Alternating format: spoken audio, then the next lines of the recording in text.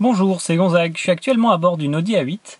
Alors c'est tout calme parce que la voiture est bien isolée, mais mon focus aujourd'hui n'est pas spécialement sur un modèle de voiture particulier, mais plutôt sur les technologies qui sont embarquées dans les voitures, passives et actives, et ce que ça veut dire pour le conducteur et pour les passagers.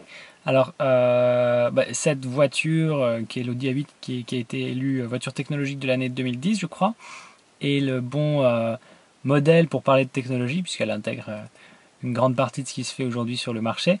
Et je voulais un petit peu discuter du fait que bien des choses qui sont potentiellement vues comme des gadgets aujourd'hui peuvent en fait être quand même très très très utiles au quotidien, euh, parce que la voiture vous aide parfois sans que vous vous en rendiez compte, et que y a toutes ces choses mises bout à bout sauvent parfois des vies, évitent des accidents, et puis rendent l'utilisation de la voiture plus agréable. Donc j'ai découpé mon sujet de façon un petit peu bordélique, mais il y a des choses très très simples intégrées dans les voitures comme les GPS qu'on sous-estime souvent parce qu'aujourd'hui, bon, la plupart d'entre nous ne sommes plus capables de nous diriger correctement dans une ville ou d'aller à une destination. Alors le GPS c'est très pratique, c'est encore plus pratique quand c'est intégré dans la voiture, même si c'est des options qui coûtent quand même assez cher en général. Pourquoi? Parce que un TomTom qui est externe à votre voiture ne pourra jamais réduire le volume de votre chaîne hi-fi, enfin de la radio ou des MP3 que vous êtes en train d'écouter. Alors que le GPS qui est intégré dans la voiture, qu'est-ce qu'il va pouvoir faire lui? Baisser le son de la musique pour faire parler la personne, homme ou femme, selon la voix que vous avez choisie, du GPS.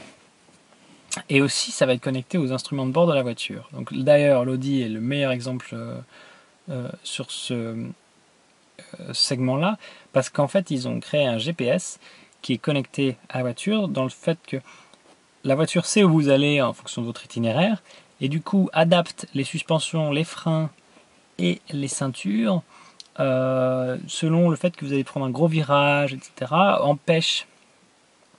Vous empêchera d'accélérer trop fort en sortie de virage, tous les comportements qui peuvent être dangereux. Vous mêlez ça à capteur de pluie, qui vont savoir donc qu'il pleut ou qu'il risque de pleuvoir, capteur de température, avec les 4 roues motrices, on a l'adhérence en permanence, enfin la voiture sait si les pneus ont de l'adhérence ou pas. Toutes ces choses mises ensemble sont quand même assez intéressantes aujourd'hui dans l'automobile, et c'est disponible actuellement, certaines fonctions dont je parle, que sur les véhicules haut de gamme, mais il faut bien être conscient que ce sera déployé au fur et à mesure sur des véhicules moins haut de gamme. D'ailleurs, aujourd'hui, il est quand même possible d'avoir pas mal d'options sur des véhicules plus modestes, mais c'est surtout que dans le futur, ces choses-là deviennent moins coûteuses à produire, puisqu'une fois qu'on les a implantées sur un gros modèle, c'est plus facile de les faire sur un petit. Et aussi, il y a certaines choses qui vont être rendues obligatoires par les gouvernements. Euh, alors peut-être que dans le futur, on aura des GPS qui imposeront à la voiture de rouler à une vitesse particulière, à une vitesse dédiée. Ça, c'est ce que les conducteurs qui aiment conduire n'apprécieront pas forcément, même si ça peut parfois permettre un peu de sécurité. Moi, je serais plus pour des éthylotests embarqués dans les voitures. Euh, donc voilà, je suis assez convaincu que la technologie n'est pas forcément gadget dans la voiture. Oui, il y a des choses qui sont un petit peu gadget. Par exemple, avoir le Wi-Fi dans sa voiture.